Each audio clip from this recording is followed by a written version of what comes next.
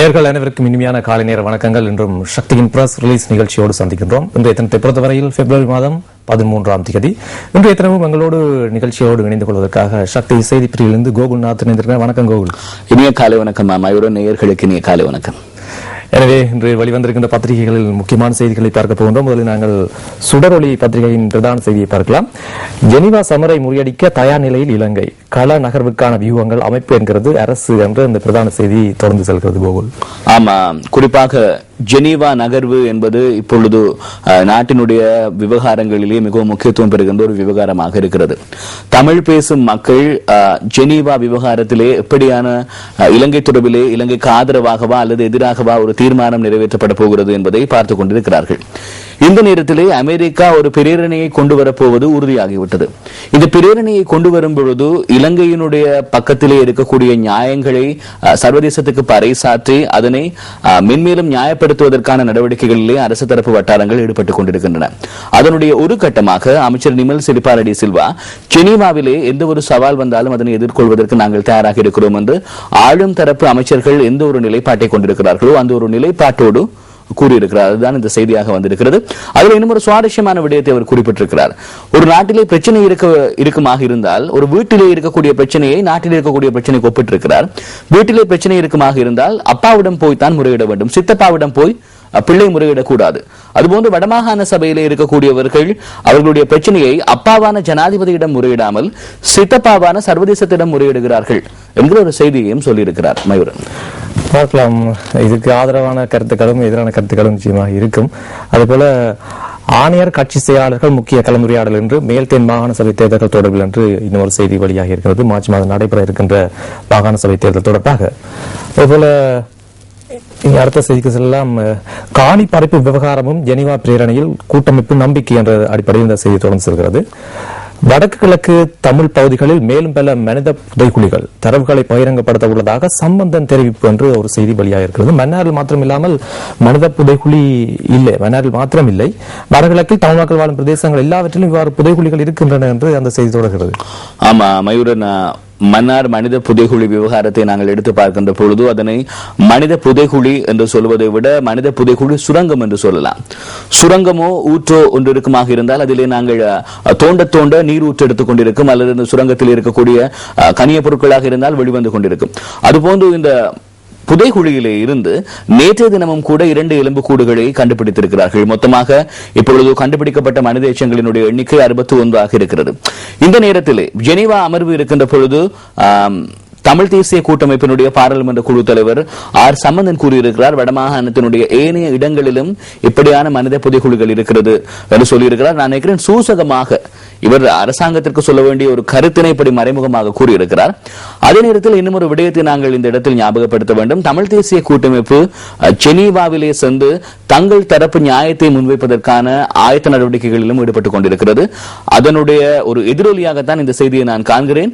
இது தொடர்பான மேலதிக செய்திகளும் இந்த செய்தி பத்திரிகைகளில் இடம் பிடித்திருக்கிறது. மயூரன், அடுத்து சுடரொளியின் ஆசிரியர் தலையங்கம் பொருத்தமான நிலை நின்று வடக்கு முதல்வர் வெளிப்படுத்தி உள்ள கூர்மைகள் கருத்து என்ற அடிப்படையில் அந்த ஆசிரியர் தலையங்கம் தீட்டப்பட்டிருக்கிறது. நேற்று தினம் வெளியாகிய செய்திகளை பார்க்கின்ற போது வடக்கு மாகாண முதல்வருக்கு எதிராக கூட அந்த விசாரணை நடைபெறும் என்று வெளியாக இருந்தது. ஆனால் இன்று இப்படியான ஒரு தலைப்பிலே ஆசிரியர் தலையங்கம் தீட்டப்பட்டிருக்கின்றது சுடரொளி பத்திரிகையில். சுடரொளியின் கார்ட்டூன் இவ்வாறு அமைந்திருக்கின்றது. தபால் மூல வாக்குக்காக என்ற அந்த தலைப்போடு ஜேபி அவர்கள் வரைந்திருக்கின்ற கார்ட்டூன் இப்படி அமைந்திருக்கிறது. மிகவும் ஒரு சங்கீதமாக சில சங்கதிகளை உணர்த்தக்கூடியதாக இந்த கார்ட்டூன் இருக்கிறது. மயூரன், குறிப்பாக அரசியல்வாதிகள் தபால் மூல வாக்கினை எதிர்பார்த்து உடைந்து பாழடைந்து போயிருக்கக்கூடிய ஒரு தபால் பெட்டிக்கு மாலையெல்லாம் போட்டு மரியாதை செலுத்துவதாக அந்த காட்சி சித்தரிக்கப்பட்டிருக்கிறது. அவை சுடரொளி பத்திரிகையில் இடம்பெற்ற முக்கியமான செய்திகள் அத்தோடு கார்ட்டூனாக அமைந்திருந்தது. இனி நாங்கள் தினகரன் பத்திரிகையின் செய்திகளை பார்க்க போகின்றோம். பிரதான செய்தியாக அமைந்திருக்கின்றது. தேர்தல் சட்டங்களை மீறுவோருக்கு எதிரான தண்டனைகளை அதிகரிக்க சட்டத்தில் திருத்தம், காலத்துக்கு ஏற்ற மாற்றம் கொண்டு வர அரசு கூடிய கவனம், மாகாண சபை தேர்தல் முறையை மாற்றுவது குறித்தும் விரிவாக ஆராய்வு. குறிப்பாக அண்மை காலத்திலே தேர்தல்கள் ஆணையாளர் மஹிந்த தேசப்பிரிய பல்வேறு விடயங்களை குறிப்பிட்டிருந்தார். வேட்பாளர்கள் தங்களுடைய சொத்துக்கள் தொடர்பான ஆவணங்களை சமர்ப்பிக்க வேண்டும் என்கிற ஒரு செய்தியை சொல்லியிருந்தார். அதுபோன்று வேட்பாளர்கள் முறைகேடுகளிலும் வன்முறை சம்பவங்களிலும் ஈடுபடக்கூடாது என்பது தொடர்பிலே ஒவ்வொரு கட்சியினுடைய மற்றும் சுயேட்சை குழுக்களினுடைய செயலாளர்களோடு சந்தித்து தேர்தல்கள் ஆணையாளர் பேசியிருந்தார். அதனுடைய ஒரு கட்டமாக அவர் கூறியிருக்கிறார், தேர்தல் சட்டங்களை மீறுவோருக்கு எதிராக இம்முறை கடுமையான சட்டங்கள் அமல்படுத்தப்படும் என்று. ஒவ்வொரு தேர்தல்கள் வருகிற பொழுதும் தேர்தல் ஆணையாளர் கூறுகிற வலிமையான ஒரு விடயம் தான் மயூரன். அதுதான் தினகரனுடைய முகப்பை அலங்கரித்திருக்கிறது. அடுத்த செய்தியாக 62,115 பாவனைக்கு உதவாத பாக்கெட்டுகள் குழந்தைகளுக்கான உணவுகள் கண்டுபிடிப்பு. மொத்த பெறுமதி 55 லட்சத்துக்கும் அதிகம். பங்களாதேஷிலிருந்து இறக்குமதியானதை. குறிப்பாக இந்த உணவுப் பொருட்களிலே இலங்கையினுடைய தட்பவெப்ப சூழ்நிலைக்கும் இலங்கையினுடைய வெப்பநிலைக்கும் ஒவ்வாத உணவுகள் இருந்ததாக நேற்றைய தினமும் கூட எங்களுடைய செய்திகளில் நாங்கள் குறிப்பிட்டிருந்தோம். ஆக மொத்தத்தில் இது ஒரு ஆரோக்கியமான விடயம். ஏனென்றால் பாவனைக்கு உதவாத தரமற்ற உணவு வகைகளை கண்டுபிடித்து அதனை அழிப்பது என்பது ஆரோக்கியமான ஒரு விடயம். ஏனென்றால் அதனை அடுத்த சந்ததி நுகருமாக இருந்தால் அல்லது உட்கொள்ளுமாக இருந்தால் அவர்கள் நோய் ஆபத்துக்களை எதிர்நோக்க வேண்டிய வாய்ப்புகள் இருக்கிறதாக இது ஒரு ஆரோக்கியமான விடயம். தினகரனின் இன்னொரு செய்தியை பார்க்கலாம். எல்லை தாண்டுவதில்லை தமிழக மீனவர்கள் முடிவு. இன்று முதல் 1 மாதத்திற்கு கடைபிடிக்க தீர்மானம். தடை செய்யப்பட்ட வேலைகளை பயன்படுத்துவதும் நிறுத்தம். இது பேச்சளவில் மட்டும்தான் இருக்குமா அல்லது நடைமுறைக்கு வருமா? ஆமா, இலங்கை மற்றும் இந்திய மீனவர்கள் இலங்கை இந்திய கடல் எல்லைகளை மீறி வந்து மீன்பிடியில் ஈடுபடுவது என்பது அண்மை காலமாக பல்வேறு சர்ச்சைகளை தோற்றுவித்து ஒரு விவகாரமாக இருக்கிறது. நேற்றைய தினமும் கூட மயூரன் இந்தியாவிலே இருக்கக்கூடிய இந்திய அரசாங்கத்தினால் கைது செய்யப்பட்ட 44 இலங்கை மீனவர்கள் விடுதலை செய்யப்பட்டிருந்தார்கள். ஆனால் பேச்சுவார்த்தை மட்டத்திலே சில தீர்வுகளை எட்டினாலும் கூட நடைமுறை சாத்தியமற்ற தீர்வுகளாக இருக்கிறது. இருந்தால் பேச்சுவார்த்தை மட்டத்திலே சில தீர்வுகளை எட்டிவிட்டு நாங்கள் உங்களுடைய கடல் எல்லைக்கு வர மாட்டோம், நீங்கள் எங்களுடைய கடல் எல்லைக்கு வராதீர்கள் என்று சொன்ன பிறகும் கூட இருவேறு சாரரும் கடல் எல்லைகளை மீறி மற்ற கடல் எல்லைக்கு சென்று மீன்பிடியிலே ஈடுபடுகிறார்கள். ஆகவே இதனை ஒரு தீர்க்க முடியாத பேச்சுவார்த்தை மட்டத்திலே இணக்கம் கண்டாலும் கூட நடைமுறை ரீதியிலே தீர்க்க முடியாத ஒரு பிரச்சனையாக வளர்ந்து கொண்டிருக்கிறது. இந்த பிரச்சனை ஒரு தொடர்கதையாக போய்கொண்டிருக்கிறது. 20,000 கோடி ரூபாவை மீதப்படுத்தும் வேலை திட்டம் உர இறக்குமதியை குறைத்து உள்ளூர் உர உற்பத்தியை அதிகரிப்பதற்கு நடவடிக்கை. இது தினகரனில் இடம்பெற்ற இன்னொரு செய்தி. கொழும்பில் கம்பன் விழா இன்று ஆரம்பம். மலேசிய அமைச்சர் தொடக்கி வைப்பு என்ற ஒரு செய்தி வெளியாக இருக்கிறது. இந்த கம்பன் விழா பற்றிய இன்னொரு விடயத்தை ஞாபகப்படுத்திக் கொள்ளலாம்.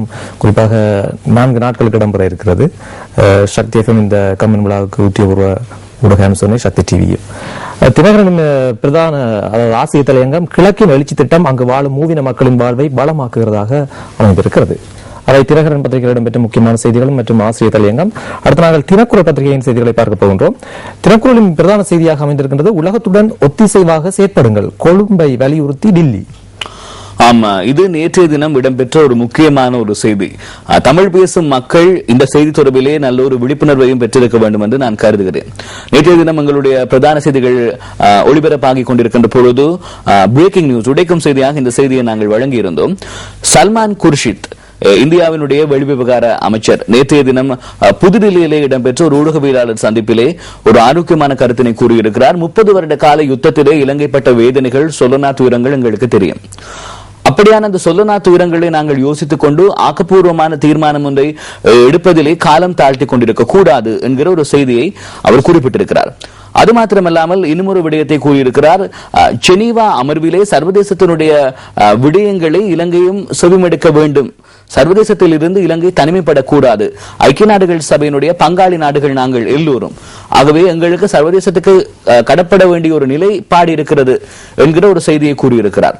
அது மாத்திரமல்லாமல் இந்தியா இப்படியான பரிந்துரைகளை அமுல்படுத்த வேண்டும் என்கிற ஒரு வலியுறுத்தலை தான் கூறுமே தவிர வலுக்கட்டாயமாக இந்தியா சொல்கிற அனைத்தையுமே இலங்கை கேட்க வேண்டும் என்கிற ஒரு நிலைப்பாட்டிலே நாங்கள் இல்லை என்கிற ஒரு விடயத்தையும் சல்மான் குர்ஷித் கூறியிருக்கிறார். ஆக மொத்தத்திலே இவ்வளவு நாள் ஜெனீவா விவகாரம் தொடர்பிலே இந்தியாவினுடைய நிலைப்பாடு மௌனமாக இருந்தது. இந்தியா மௌனம் காத்து வந்தது, ஒரு நிலைப்பாட்டை வெளியிடாமல். இந்த இடத்திலே சல்மான் குர்ஷித் இந்தியாவினுடைய நிலைப்பாட்டை வெளியிட்டிருக்கிறார். இதனை பார்க்கின்ற பொழுது இது பாசிட்டிவானதா நெகட்டிவானதா, நேரானதா எதிர்மறையானதா என்பதை இதை வாசிக்கக்கூடிய ஊடகவியலாளருக்கு கூட புரிந்து கொள்ள முடியாது. ஆகவே அப்பாவி மக்களுக்கு இந்தியா எந்த நிலைப்பாட்டிலே இருக்கிறது என்பது சல்மான் குர்ஷித்தினுடைய இந்த ஊடகவியலாளர் சந்திப்பிலே அவர் கூறிய கருத்திலே இருந்து அறிந்து கொள்வது கடினமானது. ஆனால் மயூரன் இன்னும் ஒரு விடயம் இருக்கிறது. இப்பொழுது தமிழகம் வந்தாரை வாழ வைக்கின்ற தமிழகம் எப்பொழுதுமே இலங்கை விவகாரத்திலே அதிகப்படியான குரல் கொடுத்துக் கொண்டிருக்கும். ஆனால் தமிழகம் இவ்வளவு நாட்களாக இப்ப மார்ச் மாதம் ஜெனீவா அமர்வு வரப்போகிறது. ஆனால் தமிழகத்தில் இருந்து இலங்கைக்கு ஆதரவான, இலங்கை தமிழ் பேசும் மக்களுக்கு ஆதரவான எந்த ஒரு குரலும் பதிவாகவில்லை. இது ஏன் என்று நாங்கள் யோசித்து பார்ப்போமாக இருந்தால், கருணாநிதியினுடைய மூத்த மகன் இருக்கிறார் அழகிரி, மற்றது இளைய மகன் இருக்கிறார் ஸ்டாலின். இவர்கள் இருவருக்கும் இடையிலே ஒரு முரண்பாடு இருக்கிறது. அழகிரி ஒரு தடவை கருணாநிதியினுடைய வீட்டுக்கு வந்து சொன்னாராம், ஸ்டாலின் இன்னும் ஒரு சில நாட்களிலே இறந்து விடுவார், மரணித்து போய் விடுவார் என்று. அதற்கு பிறகு கருணாநிதி கோபாவேசமாக அறிக்கைகளை எல்லாம் வெளியிட்டு அழகிரி தன்னுடைய அரசியல் வாரிசு இல்லை என்பதை உறுதிப்படுத்துகின்ற தகவலை வெளியிட்டிருந்தார். ஆகவே இந்த ஒரு குடும்ப விவகாரம் கருணாநிதியினுடைய குடும்பத்துக்குள்ளே சென்று கொண்டிருக்கிறது. அது மாத்திரமல்லாமல் தமிழக முதல்வர் ஜெயலலிதா தமிழகத்தினுடைய அபிவிருத்தி திட்டங்களிலே இப்பொழுது கவனம் செலுத்திக் கொண்டிருக்கிறார். இந்த ஒரு நேரத்திலே இந்த மீனவர் பிரச்சனை தொடர்பிலே இவர்கள் குரல் எழுப்புகிறார்கள். ஆனால் இந்த ஜெனீவா அமர்வு தொடர்பிலே இலங்கையினுடைய பெரிய அண்ணன் என்று சொல்லப்படுகின்ற இந்தியாவினுடைய தமிழகம் எந்த ஒரு குரலையும் எழுப்பாமல் இருக்கிறது. ஆகவே இது தமிழ் பேசும் மக்களால் உன்னிப்பாக அவதானிக்கப்பட்டுக் கொண்டிருக்கிறது. ஆகவே இந்த ஒரு பின்புலத்திலே சல்மான் குர்ஷித் இப்படியான ஒரு கருத்தினை கூறியிருக்கிறார். பார்க்கலாம் என்ன மாதிரியான கடைசி தீர்மானங்கள் எடுக்கப்பட இருக்கிறது, ஆதரவாகவா இல்லையா, சட்டத்திற்கு முன்னாக பேசியிருந்தால் என் மீது எவரும் நடவடிக்கை எடுக்கலாம், வடமாகாண முதலமைச்சர் கூறியதாக இந்த செய்தி தொடர்ந்து செல்கிறது. நேற்று செய்திகளும் கூட வெளியாக இருந்தது. ஆமா மயூரன், இந்த முக்கியமான செய்தி இதில் இருக்கிறது பாருங்கள், இந்த கர்மவினை என்று அதிலிருந்து அப்படியே கொஞ்சம் வாசிங்களேன். வடமாகாண முதலமைச்சர் சட்டத்துக்கு முன்னாக செய்யப்பட்டிருந்தால் அல்லது சட்டத்துக்கு முன்னாக பேசியிருந்தால் அதற்காக அவர் நடவடிக்கை எடுக்கலாம் என கூறியிருக்கும் முதலமைச்சர் சி விக்னேஸ்வரன் தன்னை விசாரிப்பதற்கு ஜனாதிபதி விசாரணைக்குள் அமைக்கப் போவதா வழியாக கருத்துக்கள் குறித்து உண்மை கேட்டிருக்கிறார். யாழ் வரணி பிரதேசத்தில் அண்மையில் நடைபெற்ற நிகழ்வு ஒன்றில் கர்மவினை எவரையும் விட்டு வைக்காது, நாம் முன்னர் செய்த கர்மங்களுக்கே தற்போது பலனை அனுபவிக்கிறோம். சர்வாதிகாரிகளாக இருந்த ஹிப்தின் முபாரக், ஈராக்கின் சதாம் ஹுசேன், பாகிஸ்தான் முஷரப் ஆகியோருக்கு இறுதியில் என்ன நடந்தது என்பதை உணர வேண்டும் என்று அவர் சொல்லியிருக்கிறார். வரணிலே நடைபெற்ற ஒரு விடயத்தில் நான் ஏன் வாசிக்க சொன்னேன் என்றால், இப்பொழுது பத்திரிகைகளிலே போட்டிருக்கிறதை தான் நாங்களும் வாசிக்க வேண்டும். ஏனென்றால் ஒரு சர்ச்சையை கிளப்பி இருக்கக்கூடிய ஒரு கருத்தினை வடமாகாண முதலமைச்சர் சி விக்னேஸ்வரன் வெளிப்படுத்தி இருக்கிறார்கள் என்று கூறுகிறார்கள். ஆகவே இதிலே பத்திரிகைக்கு இல்லாத ஒன்றை நாங்கள் வாசிப்போமாக இருந்தால் நாங்களும் சர்ச்சையில் சிக்குவதற்கான வாய்ப்பு இருக்கிறது. இதிலே இவர் கூறிய விடயங்களில் அரசாங்கத்தையும் ஜனாதிபதியையும் மனதிற்கும் ஒரு மனக்கிளேசத்தை ஏற்படுத்தக்கூடிய மாதிரியான கருத்துக்கள் இருக்கிறது என்கிற காரணத்தினால் ஜனாதிபதி விசாரணை குழு ஒன்றை இது தொடர்பிலே விசாரிப்பதற்காக அமைக்க இருக்கிறார்கள் என்கிற ஒரு செய்தி இணையதளங்களிலே உலா வந்தது. அதனுடைய அடிப்படையிலே ஊடகவியலாளர்கள் கேள்வி எழுப்பியிருந்த பொழுது நேற்றைய தினம் சி விக்னேஸ்வரன் அவர்கள் கூறியிருந்தார், எந்த ஒரு இடத்திலே சென்று ஒரு உரையை ஆற்றுகின்ற பொழுதும் நான் எழுதி வைத்ததைத்தான் உரையாற்றுவேன்.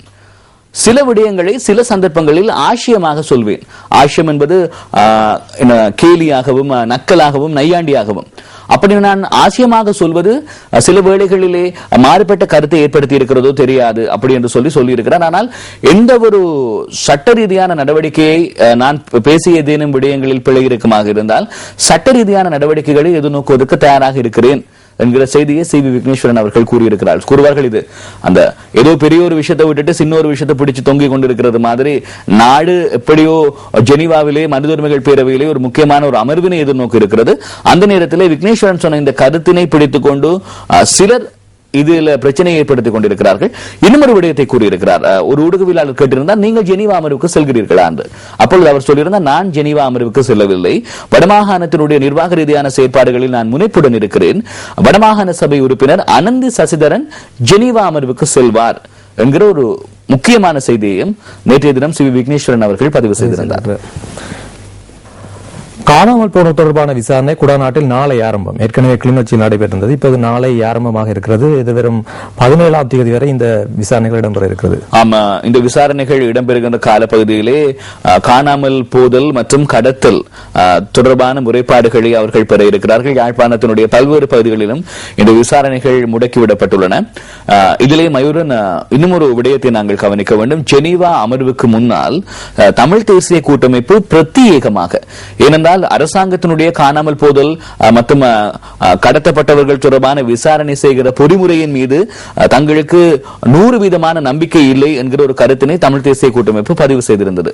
தமிழ் தேசிய கூட்டமைப்பினுடைய கருத்து என்று சொல்வதை விட தமிழ் தேசிய கூட்டமைப்பிலே இருக்கக்கூடிய சில பாராளுமன்ற உறுப்பினர்களுடைய கருத்தாக இருந்தது. இந்த கருத்தினை அவர்கள் பதிவு செய்துவிட்டு ஒரு இணையதளத்திலே கடத்தல் மற்றும் காணாமல் போனவர்களுடைய பேர் விவரங்களை அவர்களுடைய நிலப்படம் மற்றும் குடும்ப உறுப்பினர்களுடைய விவரங்களோடு சேகரித்துக் கொண்டிருக்கிறார்களாம். இந்த இணையதளத்தினை ஜெனீவா அமர்வின் போது அங்குரார்ப்பணம் செய்து